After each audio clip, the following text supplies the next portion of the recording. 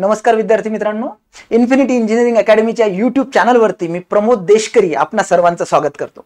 विद्यार्थी मित्रांनो, इन्फिनिटीच्या वतीने जिल्हा परिषद भरतीचे विविध माहितीपर व्हिडिओ सेशन्स आपण डेली घेतोय आणि त्या अनुषंगाने आज आपण या सेशन मध्ये जे पॉइंट डिस्कस करणार आहोत तो म्हणजे सगळ्यात महत्त्वाचा, तो म्हणजे वयोमर्यादा। आता डेफिनेटली वेगवेगळ्या पोस्टसाठी वेगवेगळा स्पेसिफिक क्रायटेरिया हा एज साठी नाही आहे, तर जनरलच आपण डिस्कस करतोय। जेवढेही पोस्ट आहे जिल्हा परिषद भरतीच्या ज्या 2023 शी रिलेटेड आहेत, तर त्याच्या अनुषंगाने नवीन जो GR आलेला आहे त्या GR मध्ये वयोमर्यादाशी रिलेटेड जे काही माहिती आहे ती माहिती या सेशन मध्ये आपण बघणार आहोत। शेवटपर्यंत हे सेशन नक्की बघा आणि तुमच्या दुसऱ्या मित्रांना सुद्धा ह्या सेशनची लिंक पाठवा। विद्यार्थी मित्रांनो, ज्या काही जागा भरती होणार आहे तर त्याच्या अनुषंगाने एक नोटिफिकेशन ऑलरेडी आलेलं आहे। त्याच्यामध्ये जरी नंबर ऑफ पोस्ट किंवा हे डिटेल दिलेले नसतील, पण या पर्टिक्युलर GR नुसार सगळ्या गोष्टी झाल्या पाहिजेत असं या नोटिफिकेशनच्या आधारे शासनाने सांगितलेलं आहे। तर याच्यामध्ये सगळ्यात महत्त्वाचं लक्षात घ्या की एज लिमिट जो आहे ॲज पर गव्हर्नमेंट रूल्स, तर याच्यामध्ये त्यांनी स्पेसिफिक मेन्शन केलेलं आहे की काय काय असणार आहे।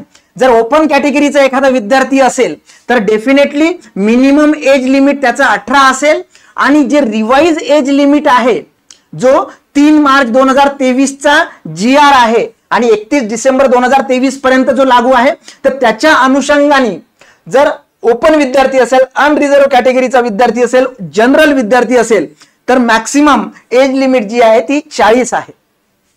जर विद्यार्थी बॅकवर्ड क्लासचा असेल तर 5 वर्षाची शिथिलता त्याच्यामध्ये दिलेली असते आणि 45 वर्ष मिनिमम 18 आणि मॅक्सिमम 45 इयर्स हे त्याच्यामध्ये इलिजिबिलिटी आहे। त्यानंतर एखादा विद्यार्थी जर हँडिकॅप असेल, म्हणजे ज्याला आपण अपंग विद्यार्थी म्हणतो किंवा ज्याला स्पेसिफिकली अंगाने सक्षम विद्यार्थी म्हणतो, तर त्याला सुद्धा 7 वर्षाचं इथे जे आहे हे बेनिफिट मिळतं। म्हणजे जर ओपन कॅटेगरीचा विद्यार्थी असेल तर 40 वर्ष 5 वर्षाचं एज रिलॅक्सेशन मिळतं। जर कॅटेगरीचा असेल म्हणजे 45 वर्ष आणि जर हँडिकॅप विद्यार्थी असेल तर 47 वर्ष हे त्याची मॅक्सिमम एज लिमिट आहे। विद्यार्थी मित्रांनो, जर एखादा विद्यार्थी प्रोजेक्ट अफेक्टेड जर एखादा प्रोजेक्ट अफेक्टेड असेल तर त्याला सुद्धा तेवढंच म्हणजे 47 वर्ष हे रिलॅक्सेशन दिलेलं आहे या नवीन GR नुसार।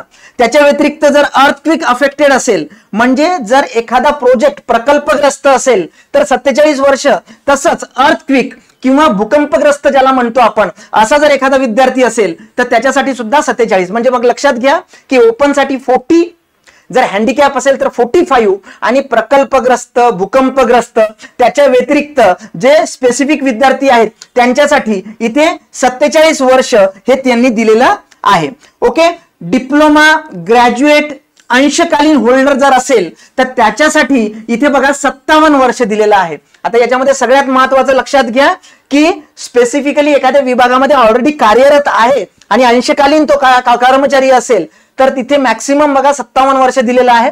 आता हे जे आहे हे मिनिमम आहे एज आणि हे जे आहे मॅक्सिमम एज आहे। डेफिनेटली याच्यामध्ये हा जो GR लागू होतोय तो रिवाइज एज लिमिटचा हा GR आहे। जर एखादा विद्यार्थी जर एक्स सर्व्हिसमॅन असेल तर त्या अनुषंगाने त्याच्यामध्ये तो ज्या वेळेला रिटायर्ड होतोय त्याच्यानंतरचे 5 वर्ष असे, आता पण हे सुद्धा वय जे आहे तुमचं 57च्या पेक्षा जास्त नको, तर एक्स सर्व्हिसमॅन आहे तर त्याच्यामध्ये डिस्चार्ज डेट प्लस 5 वर्ष किंवा 5 इयर्स हे त्याला लागू होतं। आणि जर एक्स सर्व्हिसमॅन असेल आणि तो हँडिकॅप असेल, म्हणजे मिलिटरीमधनं रिटायर्ड आहेत आणि हँडिकॅप सुद्धा आहे, तर त्याच्यासाठी 47 वर्ष मेन्शन केलेलं आहे।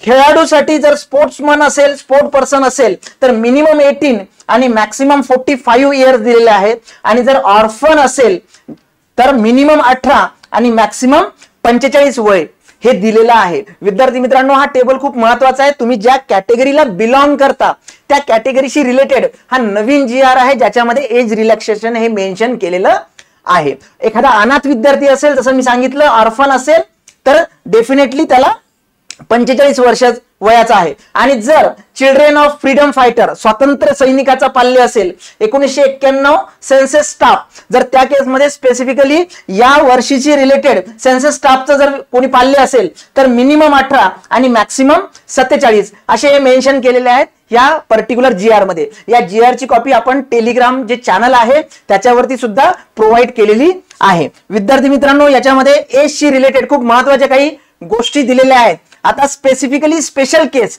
हेल्थ वर्कर आहे आणि फिमेल ओपन आहे, तर इथे 42 दिलेला आहे revised age limit as per the new government GR just release on 3 March 2023. Health worker आहे, फिमेल आहे, पण बॅकवर्ड क्लास आहे, तर त्याच्यामध्ये 3 वर्षाचं रिलॅक्सेशन, म्हणजेच इथे 42 इयर होतं, इथे 45 इयर आहे. त्यानंतर बघा हेल्थ वर्कर आहे, मेल हेल्थ वर्कर मिनिमम 18च आहे इथपर्यंत, आणि 47 हे एज रिलॅक्सेशन आहे त्याच्यासाठी. सुपरवायझर ओपन जर त्या कॅटेगरीशी रिलेटेड ऑलरेडी वर्किंग कंडिशन मध्ये आहे तर 21 आणि 40 हे मिनिमम आणि मॅक्सिमम. सुपरवायझर बॅकवर्ड क्लास असेल तर 21 आणि 45.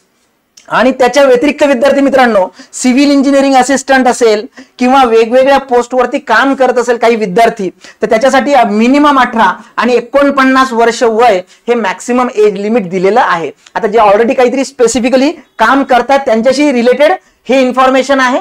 जर बेसिक इन्फॉर्मेशन जी सांगितली मी ती पहिल्या टेबलमध्ये होती.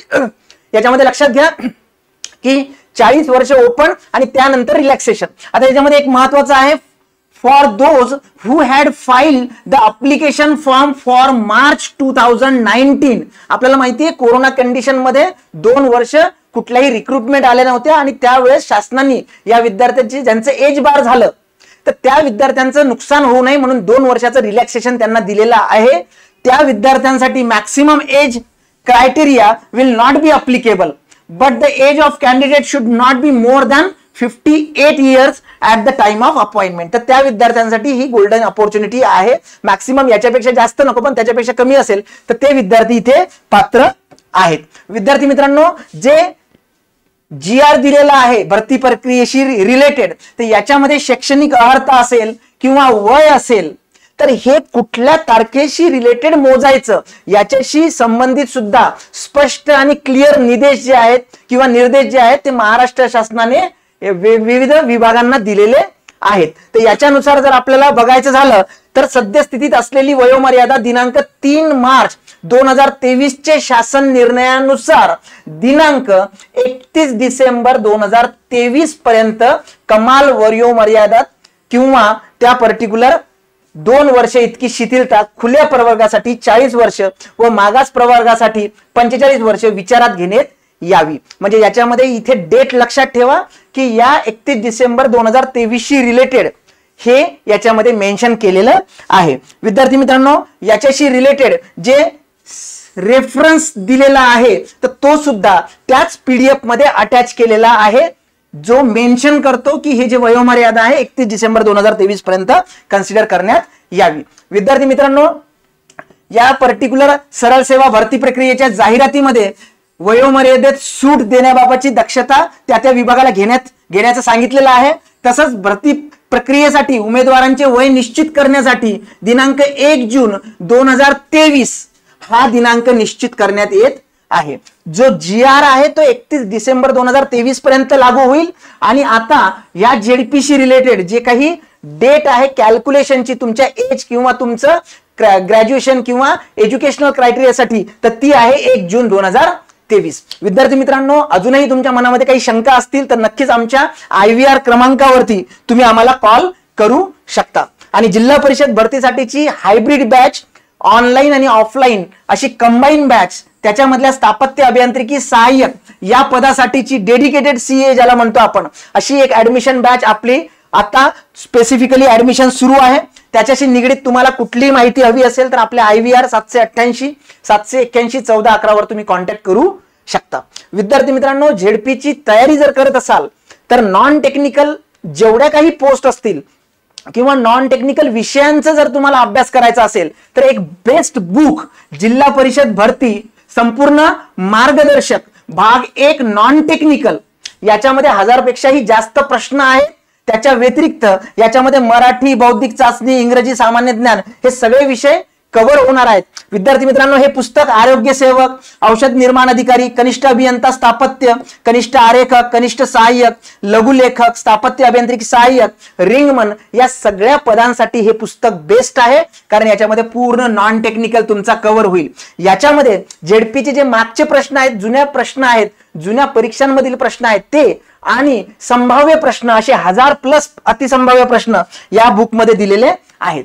तसंच जर तुम्ही टेक्निकलचा अभ्यास करणार असाल, सिव्हिल इंजिनिअरिंग असिस्टंट असेल किंवा जेई असेल, तर अजून त्याचा भाग 2 जिल्हा परिषद भरती संपूर्ण मार्गदर्शक भाग 2 हे सुद्धा तुम्हाला खूप चांगल्या पद्धतीने मदत होईल असं हे पुस्तक आहे. विद्यार्थी मित्रांनो, तुम्ही कुठलेही तुमचे डाऊट्स असतील तर आमच्या IVR क्रमांकावरती तुम्ही कॉल करू शकता. नक्कीच आमची टीम तुमच्यापर्यंत पोहोचेल. जर तुम्हाला हा व्हिडिओ इन्फॉर्मेटिव्ह वाटला तर तुमच्या 5 मित्रांपर्यंत जरूर याची लिंक शेअर करा. आमच्या चॅनलला सबस्क्राईब करा आणि लाईक बटन प्रेस करायला विसरू नका. Thank you very much.